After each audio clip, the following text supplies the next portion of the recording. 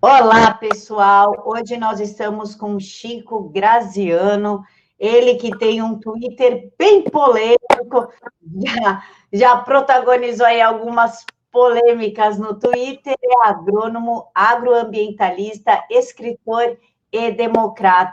Chico, muito obrigada por aceitar falar com a gente. Imagine, eu que agradeço essa oportunidade de repente, explicar um pouco dessa confusão aí, né? Bom dia, Chico. Muito obrigada por estar aqui com a gente no Direto aos Fatos. A minha primeira pergunta é a seguinte: muita gente confunde o que é agronegócio. A pessoa fala, agronegócio é coisa de rico, são grandes fazendeiros e tal. Você pode pincelar um pouco do que é o agronegócio? Você está correta, Thaís. Essa é uma das confusões conceituais mais comuns que a gente percebe no debate político nacional. Confundem como se fosse agronegócio uma coisa ligada aos ricos, aos grandes, e em oposição ao agronegócio, você coloca a agricultura familiar. É muito fácil mostrar que essa oposição é completamente artificial. Ela foi criada na época do governo do Lula, que inclusive separou 2 ministérios da agricultura, colocou o Ministério da Agricultura do agronegócio e o Ministério da Agricultura do agricultura familiar, mas ele fez isso porque o estilo de governar dos petistas sempre foi esse mesmo, né? Cria divisão para ficar navegando e se aproveitando dessa fraqueza que eles próprios criam. Você pega, por exemplo, quando eu dou aula, etc., o melhor exemplo que eu uso é o do Paraná. 90% dos agricultores do Paraná, que produzem soja, por exemplo, eles são agricultores familiares. Eles são pequenos e médios agricultores. Entretanto, todos eles participam das exportações brasileiras através da cooperativa. Então, são grandes cooperativas que existem no Paraná, que aglutinam 6 mil, 8 mil, 10 mil pequenos produtores, recolhe essa produção, dá assistência técnica para eles. Ou seja, o agronegócio é para o pequeno também. E eles gostam muito disso, porque eles vendem, né, eles participam dos mercados, seja interno, seja internacional, e, obviamente, daí tiram a sua rentabilidade, o seu sustento, né? A produção de café em Minas Gerais, que é o grande produtor brasileiro, também você pode caracterizar. Você pega ali na região de Iguaxupé, onde é que nós temos a maior cooperativa de café do Brasil, a Cochupé, são milhares de pequenos agricultores, pequenos cafeicultores, eles são classificados como familiares, mas eles participam do mercado nacional, do mercado global. Então não tem nada a ver essa oposição entre familiar e agronegócio. Só não participa do agronegócio quem produz para comer ele próprio, quem é o que nós chamamos de agricultor de subsistência. Esse que está lá enfiado, lá no meio do mato, lá distante, tem umas galinhas caipira, produz o ovo, tem uma hortinha aqui, é coisa dele. Esse esse não participa do agronegócio, ele não participa dos mercados, né? Então, esse é um agricultor de subsistência. É diferente. O agronegócio é para todo mundo, para o pequeno, para o médio e para o grande. Chico, nessa pandemia que nós estamos, comércios estão fechados. Porém, os agricultores continuam produzindo, tanto que nós temos vídeos deles desperdiçando comida, tendo que jogar comida fora. Como é que vai ficar essa situação? Até quando vai isso? Esse é um ponto muito importante. Nós não estamos no Brasil com qualquer problema ligado à produção de alimento. A agricultura brasileira está funcionando normalmente. Até porque, por uma característica própria do meio rural, não é? Em geral, nós trabalhamos isolados. Então, não há dificuldade de manter a produção de alimentos. Mas pode sim acontecer um problema na distribuição, na comercialização.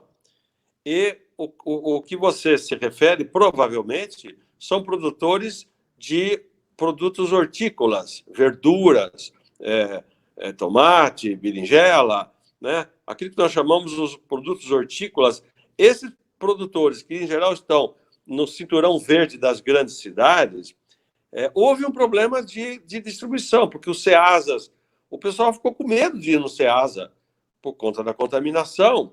Então, as vendas do Ceasa caíram, ele ficou micado com a produção dele. Também, muitos restaurantes que se abasteciam nesses centros passaram a comprar no supermercado. E não é todo mundo que vende para o supermercado. O supermercado tem suas cadeias de fornecimento. Então, está realmente havendo um certo problema ligado à distribuição do alimento no Brasil, mas eu posso garantir, porque esses são os fatos, que o Brasil não terá um problema de falta, de desabastecimento alimentar. Isso está se acomodando com novas cadeias de distribuição. Chico, você já foi deputado federal, já foi secretário de Meio Ambiente, e quando eu te conheci, você ainda era deputado. Você sempre foi um defensor dessa questão do meio ambiente e da agricultura e do agricultor. Na época do Código Florestal, eu me lembro de estar trabalhando num projeto ligado a isso, e você balizava as minhas decisões de conteúdo para as redes sociais. Você acredita que o Brasil chegou a um bom momento depois da aprovação do Código Florestal, ou a gente ainda precisa avançar muito nessa questão? Bom, fico satisfeito de saber que eu ajudava alguém, no seu caso, com conteúdos, e que legal. Isso para um professor e para um gestor público, que eu fui também, é uma gratidão, é uma alegria. Agora, veja só, o Código Florestal Brasileiro, após 12 anos de discussão, ele foi aprovado em 2012. O que está acontecendo, Thaís, é que de lá para cá, especialmente de 2013, 2014, veio o impeachment, veio o interregno da gestão do Temer. O Brasil ficou meio paralisado em termos de gestão pública. Então, isso quer dizer o quê? O que eu estou querendo dizer? Estou querendo dizer que o Código Florestal ainda precisa ser levado à prática efetiva. Em que sentido, principalmente? No seguinte sentido, nós, os agricultores do Brasil, elaboramos e enviamos para os órgãos públicos o Cadastro Ambiental Rural. Mas pouquíssimos estados validaram esse cadastro. E, ao fazer a validação, significa que o agricultor, aqueles que têm passivo ambiental, eles devem apresentar os seus programas de regularização ambiental, os seus PRAs, né? E tem a legislação que estabelece as condições para que ele faça isso. Em geral, isso não andou ainda. Então, nós temos uma boa legislação, a legislação estabilizou o processo, né? Os agricultores se conscientizaram de como é que funciona, uns gostaram mais, outros gostaram menos, mas todo mundo falou, vamos parar de brigar com isso aqui, que ninguém aguenta mais essa encrenca. Mas as decorrências não foram para frente. O Ministério do Meio Ambiente não funcionava, o Ministério da Agricultura estava meio parado, ficou tudo uma confusão. Agora, dos últimos, vamos dizer, 2 anos para cá, no último ano lá do Temer e nesse primeiro ano do Bolsonaro, o funcionamento do Ministério da Agricultura com o Ministério do Meio Ambiente ficou mais legal, ficou mais sincronizado e as coisas passaram a avançar. Houve outra coisa também. Durante 5 anos, algumas ADINs, ações diretas de inconstitucionalidade, aguardavam uma decisão do Supremo Tribunal. As ADINs diziam que o novo código era ilegal, era inconstitucional, né? E 5 anos após, há mais ou menos 2 anos, 2 anos e meio atrás, o Supremo decidiu pela constitucionalidade. Então, ficou tudo um pouco parado, esperando a decisão do Supremo, os órgãos ambientais meio encrencados nessa crise de gestão pública do Brasil. Eu acho que nós estamos agora olhando para frente, e isso é muito legal em termos da construção daquilo que eu sempre defendi, que é uma agricultura com responsabilidade ambiental. Nós estamos chegando lá. Desculpa. Chico, o presidente ele é acusado de querer explorar a terra da Amazônia de uma forma irresponsável. E nós sabemos que não é isso. As ONGs já fazem isso há muito tempo, a exploração do minério, do nióbio e tudo. Como é que você vê essa proibição para que o Estado explore as terras e dê o direito ao índio de explorar a própria terra, porém dá direito às ONGs de fazer isso e ainda de forma inconstitucional, de forma ilegal? Nossa, um assunto muito delicado, muito complexo. Deixa eu pontuar aqui, porque eu sou polêmico e gosto de ser. Eu não entro nessa de falar mal de ONGs, sabe? Eu sou fundador de ONGs ambientais, eu tenho ONGs, eu participo desse mundo das ONGs, então eu não acho que ONG é do mal. Existe ONG embrulhadora, existe ONG que era feita para tomar dinheiro público, vivia disso daí. Eu não gosto de ONGismo, mas eu acho que as organizações não governamentais, elas expressam, em muitos casos, setores importantes da sociedade que não participam de governos, mas se organizam civilmente e vão defender seus ideais, etc, etc. Então, eu não gosto muito quando começa a botar essa oposição de ONGs de um lado, coisa do outro. Por outro lado, essa pataquada de ficar dizendo que o Bolsonaro quer acabar com a Amazônia, como eu disse, é uma pataquada, é uma bobagem tão grande. Nem o presidente da República, nem se quisesse, ele conseguiria acabar com nada. Então, vamos voltar aqui ao ponto central, pelo que eu entendi da sua questão. Não é tanto a Amazônia, é o seguinte, os territórios indígenas, eles podem ou não ser explorados, né? No Brasil, existe um preconceito muito grande contra isso. Se é índio, é intocável. É intocável em termos, porque na prática, como você falou, na prática rola um monte de exploração com a conivência de muitas tribos. Também não são todas, mas você tem muita safadeza envolvida nisso daí. Então, eu acho que é preciso renormatizar esse assunto, tirar qualquer tipo de preconceito, né? E, se for o caso, em nome do interesse nacional, desde que seja regulamentado e bem fiscalizado, eu não me oponho a que se faça exploração, por exemplo, mineral na Amazônia e territórios indígenas. Não me oponho. Mas também não acho que deve liberar geral, né? Porque eu aceito que preservar territórios indígenas é uma ação legal, inteligente da nossa civilização contemporânea, em nome de preservar as nossas origens. Chico, você escreveu essa semana um artigo bastante interessante e que você toca nesse assunto de produção de alimentos, segurança alimentar e a questão da pandemia. Você acredita que a gente que realmente a gente vai conseguir superar a pandemia sem a gente ficar desabastecido? Ou seja, desculpa, vou reformular. Quando você diz que segurança alimentar é o filme estrelado pelo agro nacional e nenhum outro momento da história brasileira comprovou isso, explica pra gente o que você quer dizer com essa questão. Que bom que você isso, porque esse é o meu objetivo principal. Quem me acompanha sabe disso, você sabe.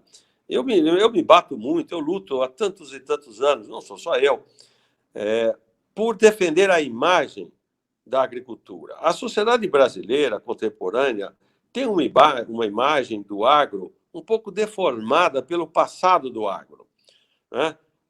E tratam a agricultura do Brasil como se fosse a agricultura da época do Jeca Tatu. Uma agricultura latifundiária, uma agricultura atrasada, uma agricultura individualista, onde os coronéis mandam, né, os latifundiários. Então, você tem toda uma carga do passado que não tem nada a ver com a agricultura moderna que nós fazemos hoje no Brasil. Eu brinco, né? Quer dizer, nós continuamos caipiras, mas não somos caipira chique. Nós estamos participando do mundo, nós somos bons agricultores. É isso que eu quis dizer.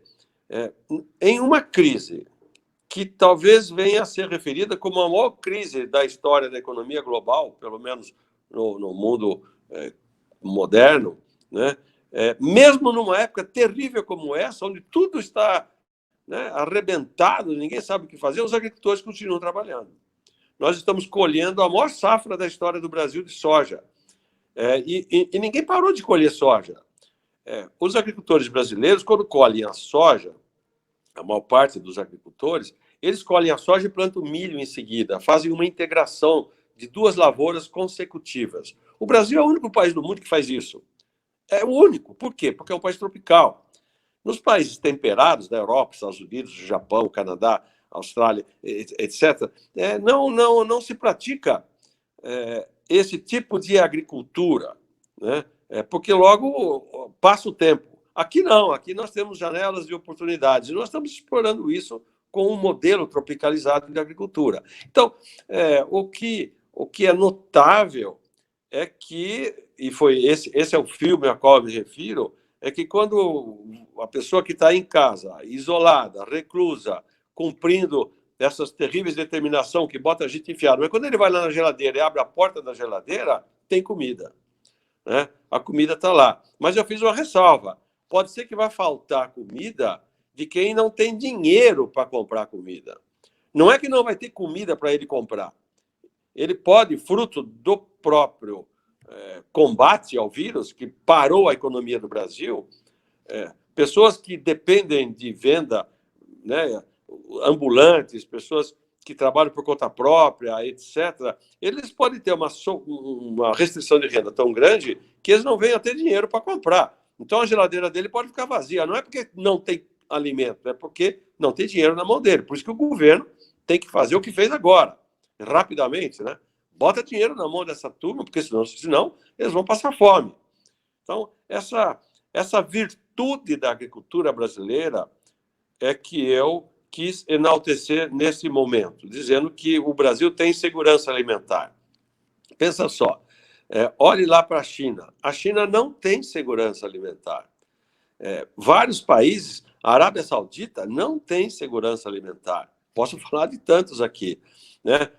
Porque eles não conseguem produzir o seu próprio alimento. O Brasil produz o alimento para 210 milhões de habitantes e exporta para mais 1 bilhão de pessoas, que é o que se estima que pelo mundo afora se consuma produtos alimentares que o Brasil está exportando. Então, isso que é segurança alimentar de um povo. O Brasil tem, na sua agricultura, essa capacidade, o que é uma coisa maravilhosa. E tem gente que só fica aí falando mal da agricultura, que a agricultura está envenenando no mundo, negócio de agrotóxico, essas bobagens que ficam falando aí, que, né, eu nem consigo entender, fora a questão política, de onde que tantas pessoas tiram ideias tão deformadas sobre a agricultura brasileira.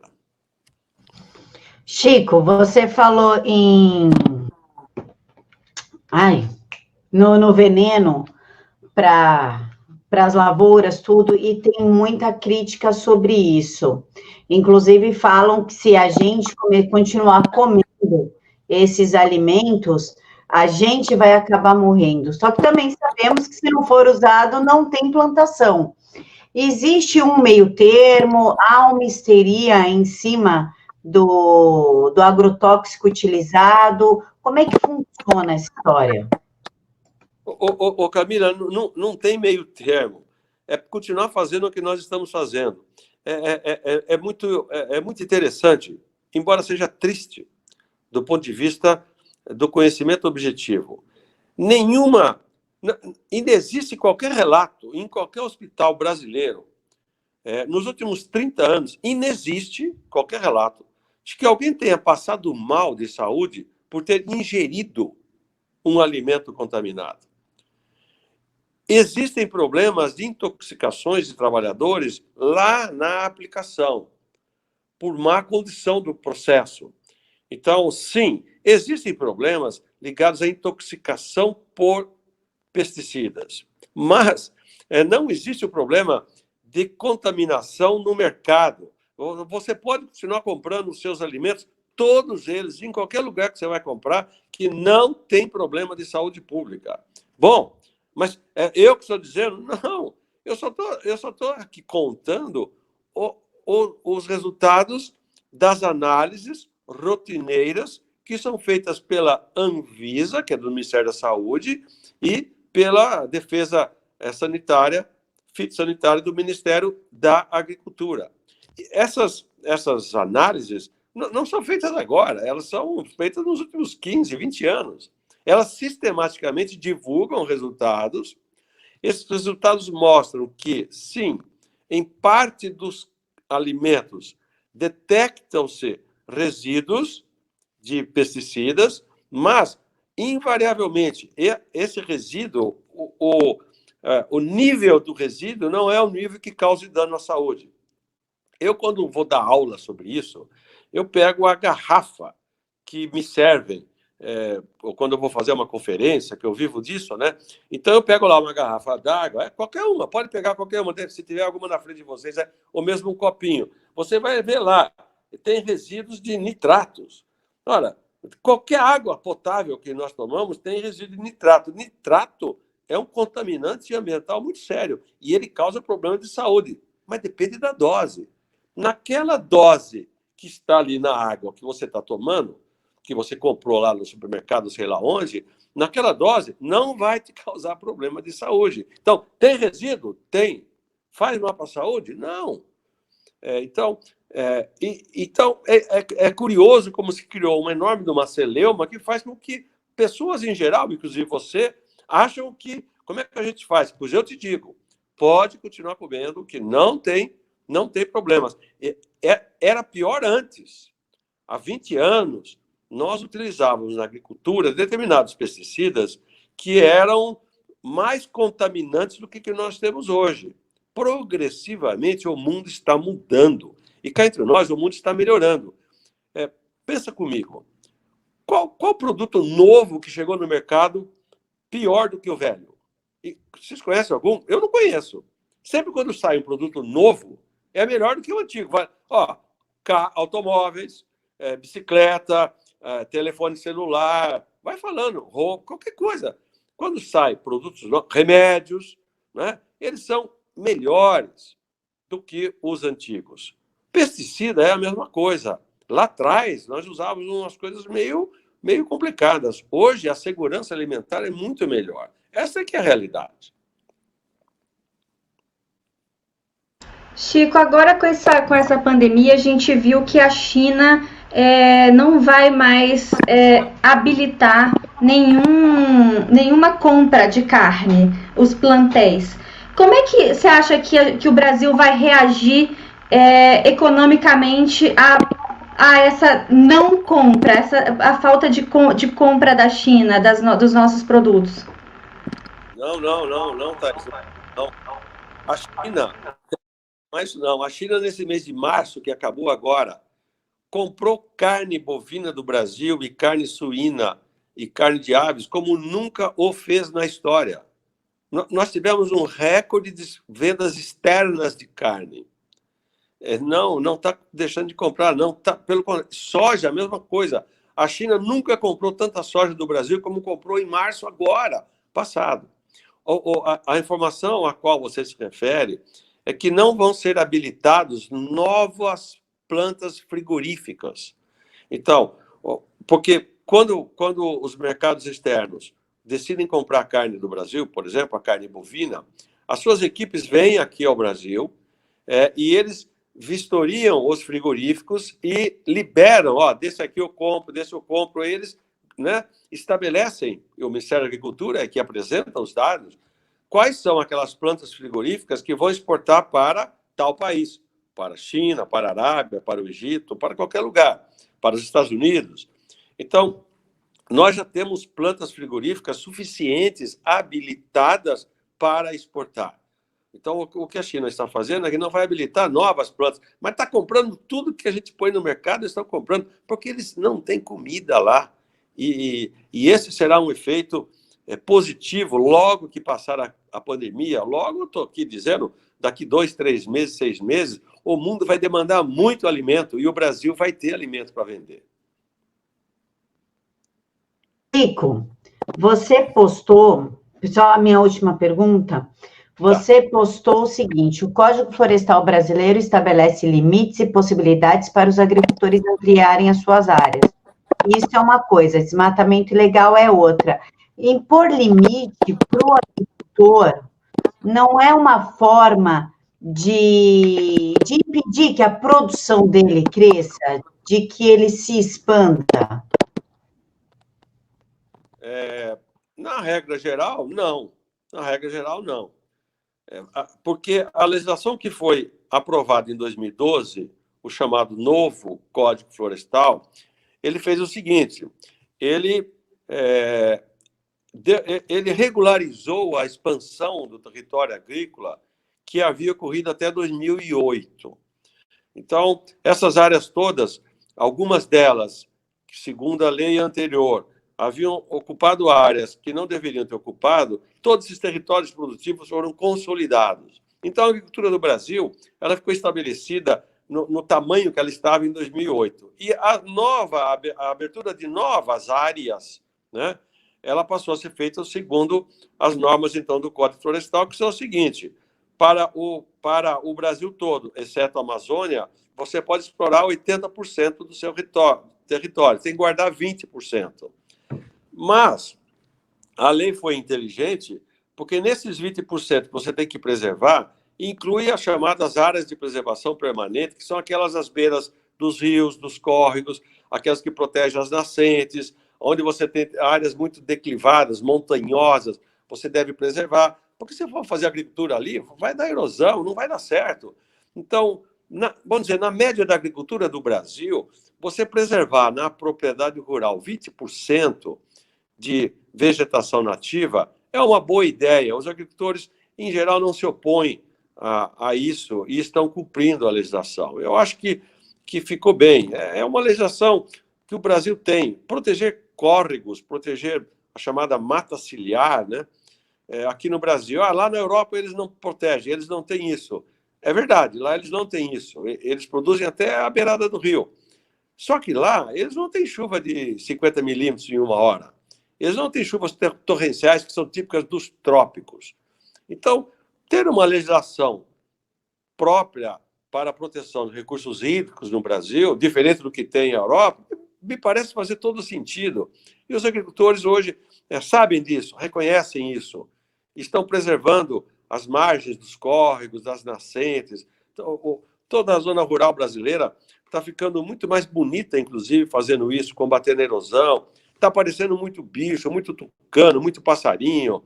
Então, eu acho que as fazendas hoje, as propriedades rurais, elas ficaram até mais bonitas, mais embelezadas por conta do novo Código Florestal. A minha última pergunta é a seguinte: o senhor acha que o Brasil precisa se industrializar ou a gente pode seguir sendo o jardim e o quintal do mundo, como as pessoas dizem? A gente exportar muita soja, muitos grãos, muito tudo na questão da agricultura, ou a gente tem condições de ser os dois? Ô, Thaís, eu ia falar exatamente isso para você. Nós temos condições de ser os dois, não tem nenhuma oposição entre avançar na agricultura e avançar na industrialização. Não sei se na indústria, porque no mundo todo a indústria está perdendo importância. Hoje a importância são dos serviços, né? Serviços de variadas naturezas, em termos de movimentação da economia. Então, nós temos como avançar sem prejudicar, sem atrapalhar nada. Existem dados que são, sabe, os dados não mentem, né? Toda a agricultura do Brasil, toda a área plantada do Brasil, soja, milho, café, cana-de-açúcar, feijão, arroz, banana, tudo que você imaginar que tem lavoura no Brasil, né? Isso ocupa perto de 8% do território brasileiro. É muito pouco. Se você somar a pecuária, então se você somar toda a área de lavouras e toda a área de pecuária do Brasil, isso vai dar mais ou menos 30% do território brasileiro. Então, o Brasil tem uma capacidade ainda de aumentar a exploração do seu território. A questão é saber se precisa fazer isso. Não adianta você produzir se não tiver ninguém que compra. Não. Então, o que vai determinar a maior ou menor expansão da agricultura brasileira não é a vontade do agricultor. Não adianta ele sair por aí produzindo milho, produzindo sei lá o quê, se ninguém compra. É o mercado que demanda. O agricultor, ele não toma decisões assim, vou desmatar aquela área lá. Não, ele não tem gosto nenhum de fazer isso. A expansão do território é demandado pelas pessoas, ou que demandam alimentos, ou matérias-primas, ou, mais recentemente, nós estamos produzindo muita soja para fazer biodiesel.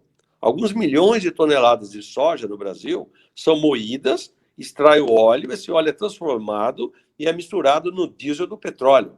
O Brasil tem um programa, talvez o mais importante programa de biodiesel do mundo, bancado pela soja, bancado pela agricultura. E tem gente que acha que é ecologista e é contra a soja, sabe? Umas bobagens incríveis. Então, dá para fazer as duas coisas. O Brasil é uma nação abençoada por Deus.